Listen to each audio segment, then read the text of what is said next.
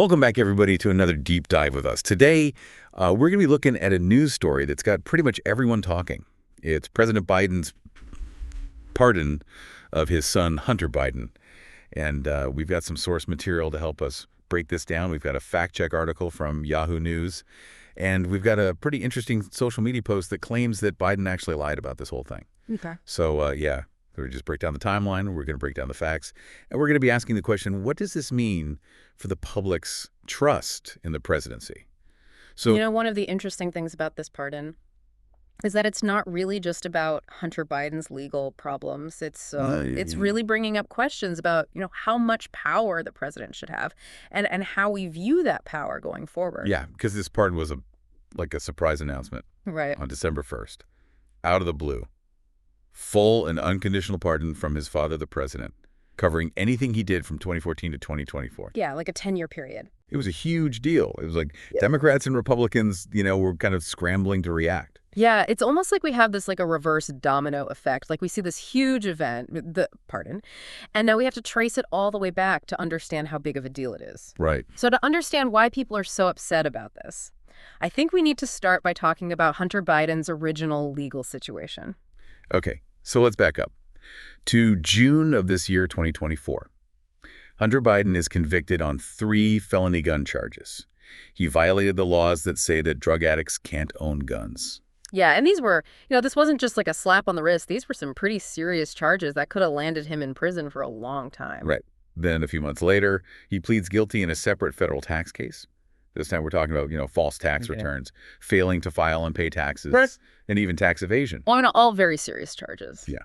So then we fast forward to December. Yeah. And boom, a pardon. Yeah, and this is where it starts to get interesting. If we go back and look at statements that President Biden and his press secretary, Karine Jean-Pierre, made leading up to the pardon, there are some inconsistencies. Yeah, it's putting it lightly. This fact-check article from Yahoo News lays it all out. Jean-Pierre denied the possibility of a pardon multiple times, even as recently as November. Yeah, and it wasn't just her. Back in June, Biden himself said that he would not use his power to reduce his son's sentence. And in fact, he said at the time that he was proud of his son, but that he respected the jury's decision. Right, and there's even a statement after Hunter's conviction where Biden accepts the verdict and the legal process. Yeah. And I remember seeing that interview where he specifically said that he would not pardon Hunter. Yeah, and that's why people are so upset about it, because he completely reversed what he said earlier. That's where that social media post comes in. That's accusing Biden of lying about it. Right. It's a harsh accusation to make. But you can understand why people are saying it. Yeah. Because it feels like a betrayal of trust to a lot of people. Like, if the president can go back on his word on something this big, what does that say about, anything else? Yeah, I think What did that say about his word? that's a common sentiment that we're seeing. Yeah. So I'm also wondering, though, are there any historical parallels to this? Have other presidents pardoned people Yeah. and gotten this much backlash? Yeah, there are definitely some interesting precedents. One of the most famous examples is when President Ford pardoned Richard Nixon after the Watergate scandal. Right, obviously. Yeah. That's a very different situation. Yeah. But at the time, it was massively controversial because people felt like Richard Nixon was getting away with something. Yeah. And he wasn't being held accountable. Yeah. Even though it's a different situation, the core issue is similar. It's about public trust and whether justice was served. Yeah, absolutely. And, it's worth pointing out that President Ford actually paid a political price for that pardon. It was a big factor in why he lost the next election. Wow. So is that what Biden is facing now? Is that why this is getting so much attention? It's definitely a possibility. I mean, it's still too early to say for sure what the political fallout is going to be. Right. But the parallels are definitely there. Okay. So we've got this potential breach of trust and echoes of past political scandals. Where do we go from here? What are the larger implications? Well, that's the million-dollar question. This isn't just about Hunter Biden anymore. This is about the presidency itself. This is about the justice system. And it's about, this very complicated relationship between personal connections and how they affect people's political decisions. So this is getting even deeper than I thought it would. We've got a lot more to unpack here. But before we do, I want to hear from you, our listeners. What are your initial thoughts about all of this? Yeah. Do you see this pardon as like a blatant abuse of power? Or is there another way to look at it? What stands out to you as the most concerning aspect of this whole situation? We're all in this together trying to make sense of this complicated world, so let's keep the conversation going. It's Um, kind of interesting how this whole Hunter Biden thing is making people ask questions about presidential pardons. Like, what's their purpose? And yeah. is this pardon legit? These pardons, they aren't just some random power that the president has. It's actually, like, in the Constitution, Article 2. So Biden's not actually like breaking the law or anything. Right. It's one of the powers of being the president, to give out pardons or clemency for federal crimes. And it's been used for a lot of things in the past, like trying to help the country heal after something, or, correcting what people see as an injustice. Okay. But I mean, can't this power be abused? Like, how about when Clinton pardoned Mark Rich, that financier guy, on his last day in office? That just seemed shady. That's definitely a good example of a pardon that got people talking. A lot of people saw it as political, maybe because of some donations Rich had made. Right. And that's what worries me about this Biden pardon. The timing just seems too perfect, especially with them denying it before. It just feels like, you know, the elite's getting special treatment. I get that, and that's exactly why we need to be talking about this. We can't look at this pardon like it's on its own. We have to look at how it fits into history. Because when a pardon goes against what a president said before, or when it seems like it's just about personal connections, people lose trust. Yeah, there's that saying, justice has to not only be done, but it has to be seen to be done. Exactly. That's the real danger here. When people stop believing that the system is fair and that everyone's treated equally, that undermines democracy.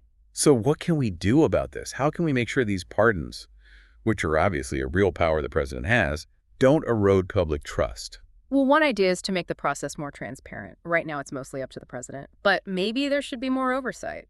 Or maybe the president has to explain the reason for each pardon.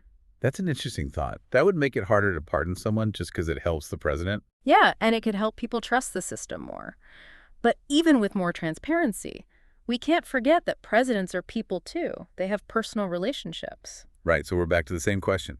How do we separate the president's personal life from all the power of the presidency? That's the big question, isn't it? And there are no easy answers. It just seems like this whole pardon thing is making us think about some tough stuff, like power and privilege, and who gets held accountable. For sure, it's a conversation we need to be having, Yeah. especially now when people don't trust institutions as much. It feels like we just dove into a rabbit hole of law and history and constitutional questions. But I think it's important so we can understand just how much weight this pardon carries. Yeah, we had to do that. To see what the consequences might be, this isn't just some isolated thing. This could change how we view presidential power for a long time. So before we finish up, I want to leave our listeners with one last question to think about. How do you think this is going to affect the future of presidential pardons? And how personal ties play into political decisions? Really think about that. It's complicated and there's no right answer. Your opinion matters. This whole pardon thing is like a Rorschach test for people you know. It tells you how they already feel about Biden. Some people are like, see, I told you I can't trust him. But others are like, well, maybe he had good reasons. Yeah, it's like everything else these days. Super polarized, hard to talk about anything without it becoming this political battle. And that makes it really hard to know what to make of this pardon. Is it just a dad trying to help his son? Or is it some political game? Or maybe both. Yeah, maybe it's not that simple. Right. I mean, we're talking about complicated human stuff. Who knows what's going on in Biden's head? Maybe even he doesn't know all the reasons. Yeah, we always want things to be black and white.